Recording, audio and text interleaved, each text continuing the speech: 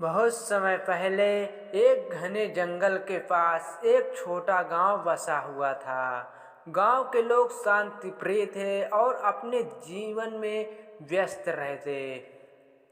लेकिन उस गांव पर एक खौफनाक साया मंडरा रहा था।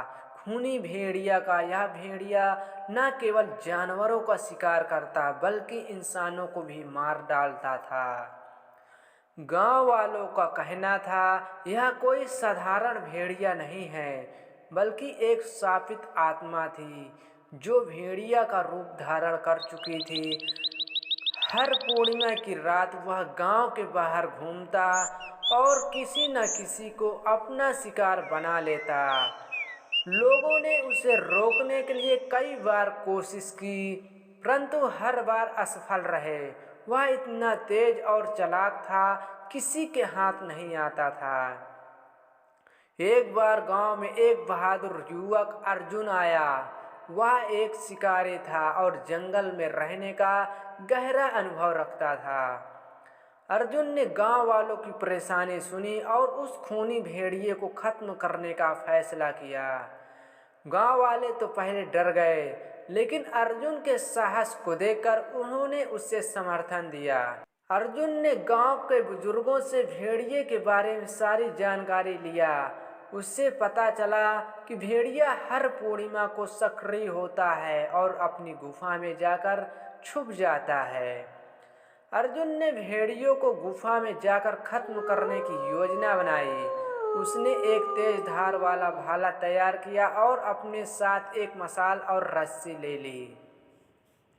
पूर्णिमा की रात अर्जुन जंगल की ओर बढ़ा। पूरा गांव उसकी हिम्मत की दुआ कर रहा था।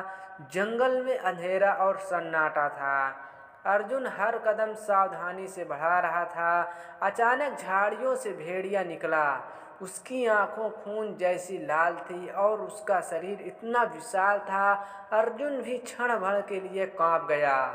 लेकिन उसने खुद को संभाला और भेड़िए से लड़ने को तैयार हो गया। अर्जुन और भेड़िए के बीच घमासान लड़ाई हुई। भेड़िया तेज था लेकिन अर्जुन ने अपनी बुद्धिमानी और साहस से उसे काबू करना शुरू कर दिया। अतः उसने भेड़िए पर भाला फेंका जो सीधा उसकी छाती में जाकर धंस गया। भेड़िया दर्द से चिल्लाया और जमीन पर गिर पड़ा। जब अर्जुन ने भेड़िए के पास जाकर देखा तो वह धीरे धीरे इंसान में बदलने लगा। यह देखकर अर्जुन चौंक गया। तभी गांव के एक बुजुर्ग वहां पहुंचे और अर्जुन को बताया यह वास्तव में उसके गांव का पुराना जमींदार था। उसने लालच और हिंसा के कारण बहुत लोगों का शोषण किया था। उसके पापों के कारण उसे यह शाप मिला कि वह हर पूर्णिमा को खूनी भेड़िया बनेगा।